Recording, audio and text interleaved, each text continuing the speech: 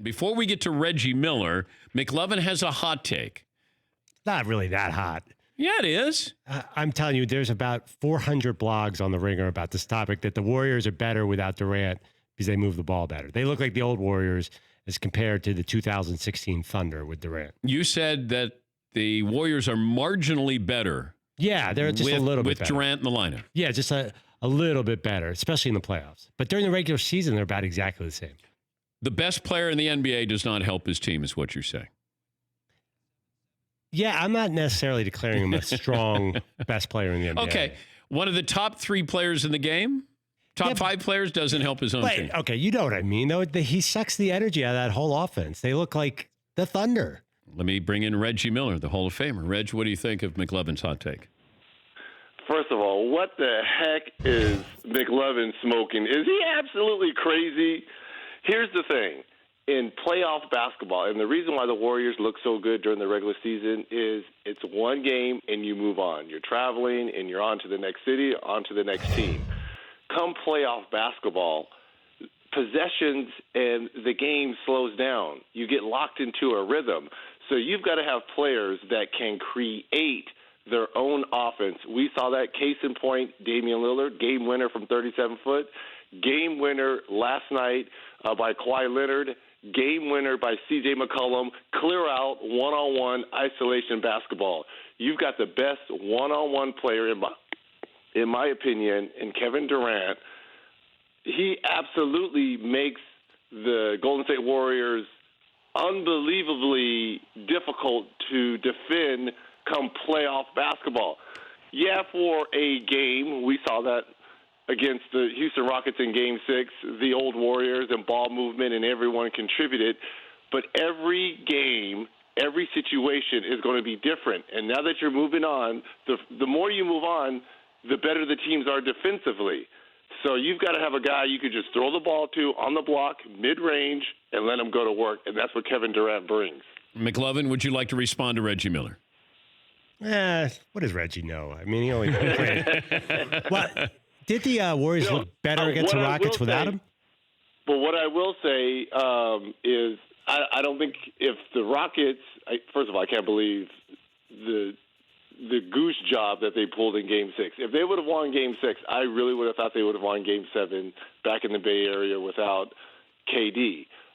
But, look, the Warriors found a way to win that. I think going forward, and I think the Warriors caught a break. They got a break by Portland winning that series because if they would have faced Denver with that movement, with Jokic and those young players, it would have been I think it would have been a much difficult series for Golden State to win.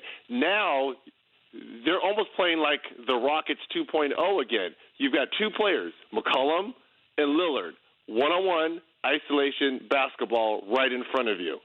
So there's not a lot of movement like Denver would have had, the back cuts, Jokic, the passing, the running, the young legs, and on top of that, going to Mile High and dealing with that. I think it's a much favorable matchup for Golden State going against Portland. Reggie will be on the call in the Eastern Conference Finals along with Marv Albert and C. Webb. Before I get to some of these other matchups here, your thoughts with Frank Vogel going to the Lakers? I don't know what the Lakers are doing, seriously. It baffles me. First of all, that you would not offer Ty Lue the 5-year deal, a guy with his resume. And he's earned that. He's deserved that. So the whole Jason Kidd thing, what are they doing? Never in the history of head coaches has an organization told you you've got to hire these assistant coaches or this assistant coach. I'm not saying this, but it's almost like having a snitch in the huddle. Basically, that's what you're saying. You got to hire this guy, but he'll report to us. Because a head coach has to have total confidence in the rest of his coaches. And for an organization to pick a coach for you, I agree with Ty Lue. Kick rocks. I'm out. So I don't understand what the Lakers are doing. I really don't. I like Frank Vogel. He coached my Pacers. He's a nice man. But is he the right man for the Lakers? Or is it just Jason Kidd's job in waiting? I don't understand. I don't understand what the Lakers are doing. Does the Rockets, does this system work as they go forward, or does Harden and or the Rockets need to make an adjustment? If they're going to win a championship and get by Golden State, no matter if KD is there or not. The system works during the regular season. Yes. Because it's great. You know, we talked about the one-on-one isolation, and it's one game and you're moving on. So teams don't prepare like they prepare come playoff time. So it's a great regular season offense that puts up unbelievable numbers and MVP-type numbers as we saw last year and potentially this year for James Harden. But come playoff basketball, you can't play like that. And it always gets highlighted when you go against Golden State because they expose you defensively and offensively, the things that you need to do to be winners and champions. And once again, the Rockets got exposed by Golden State. That system, the analytics, threes versus twos, and mid-range, you got exposed once again. So I don't know what changes they can do. Your two main players that are eating up the payroll, in Chris Paul and James Harden, they're not going. You can't trade for them. You know, they make too much money. So yeah. I don't know what system changes you can do. Unless they add a guy who can give them like a mid-range jumper. I just need to change it up a little bit here. I need another guy. Didn't they kind of think that was going to be the case with Carmelo? Yes. Yeah. At the beginning of next year, that was supposed to be their mid-range guy. Yeah. You know, come playoff time, you throw him, you know, in that 15 to 18-foot area, and he could get you buckets. But that didn't work out. You're absolutely right. They need a player like that. Yeah, it's a great point. The Cavs with John Beilein leaving Michigan to coach that team. Your thoughts? Again, great man. I love him. What are the Cavs doing? I don't understand. And again, look, you and I are all over the place with this. This is the problem with college basketball because I don't know if you're going to find a better job that Coach Beilein had than Michigan. I believe because we covered them this year in the tournament, they have a great recruiting class coming in. So what is this saying to those kids? What is it saying to those guys that are staying there? I don't understand. Do they get a chance to get out of there and go somewhere else and play right away? No. So why does he get rewarded by jumping to the Cavs in a 5-year deal? So I don't. That's the problem with college basketball. I love Coach Beilein, a great coach, I think. But what is he, 65, 66? Taking the Cavs job, a pro job, where he has zero experience, I believe. I don't think he's ever coached in the NBA. But it's a great opportunity for him and his family. So that's the positive spin on it. But again, what are the Cavs doing? I don't know. Yeah, I'm just trying to. I don't know if he's not running away from something at Michigan, but you got to be running towards something. If you're going to coach in the NBA, you got to be ready for that. And I know that he talked to Orlando and Detroit. And maybe just started to get a little bit more excited about that possibility. Somebody who knows him well emailed me to say, he's grown tired of the college basketball environment and the recruiting and all of that. That 100% I get. But you're right about you have to be running towards something. Billy Donovan, 2 national championships at Florida. He was running towards Kevin Durant, Russell Westbrook. I get that. Fred Hoiberg.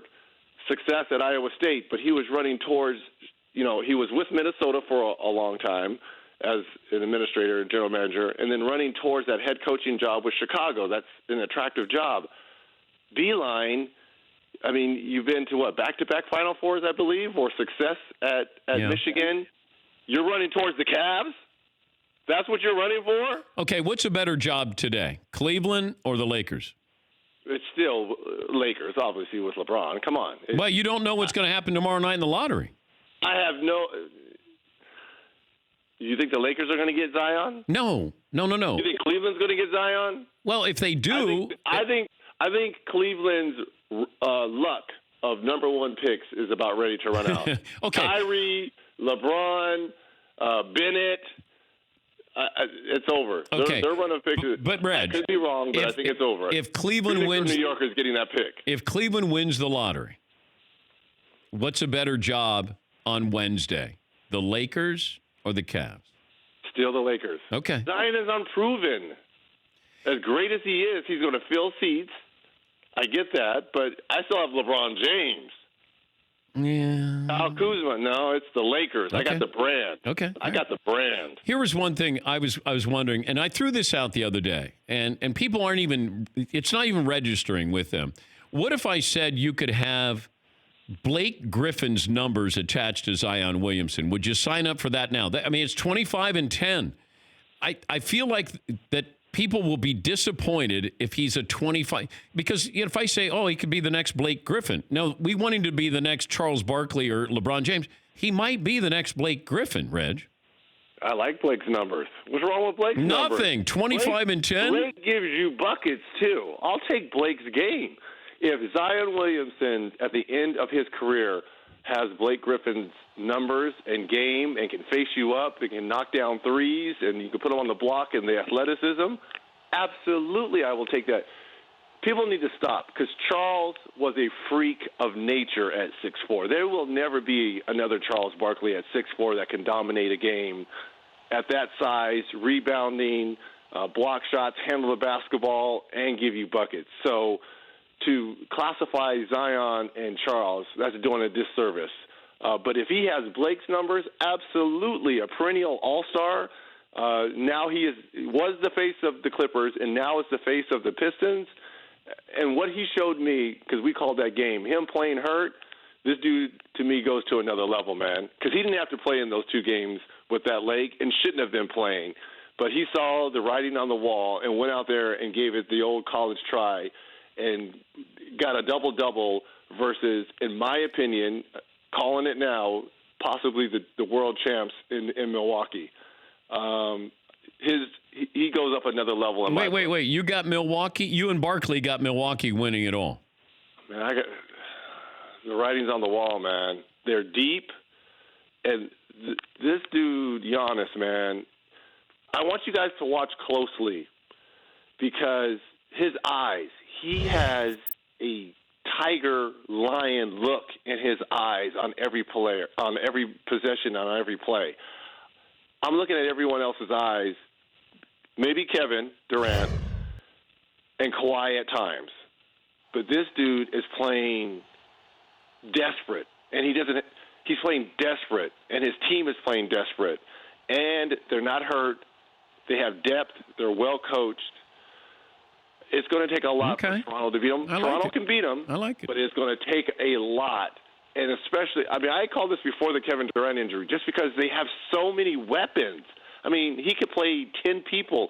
And the way that the Warriors were playing before Durant, Steve Kerr was only playing 7 guys, and he was starting the Hamptons 5, and they were all playing 36 minutes. That's too many. That's too many. So that's why you can rest your guys and still advance. That's why Milwaukee, in my opinion, is going to win it all. I was dissecting the last play with Kawhi, and there were a couple of things that bothered me, and you were there to see it. But I can't let the best player on the floor have the ball, Reg. And if I do let him have it, I got to double team him so he gives it up. There's only 4 seconds left. I was just kind of surprised that Philadelphia, they let him get it, and he did have to go a long way to get that shot off, but I can't let him get the shot off. Okay, did Cleveland not try to let Michael Jordan, did Craig Eglo and them and Larry Nance double team him? No, they didn't do a good job. You got to. Okay, but my point is great players will find a way to get the ball. Did the Knicks try not to let me get the ball with 8 points in 9 seconds? No, they let you shoot. You're going to find a way to get the ball. Kawhi Leonard got the basketball with a 6'10" guy on him and Ben Simmons, drove past him to pick up a 7'1", 280-pound mobile big. Reg, all I needed him to do is force him left where there was a double team. I would have said absolutely positively he cannot go right. That's it. Not go right. Left, you got 2 guys, you got a double team there. And if that's the case, Philadelphia may be playing in another series. They may have advanced because you force him left, and then you got a double team. He has to give it up, and it's 4 seconds left. It's simple. It was a simple defensive strategy.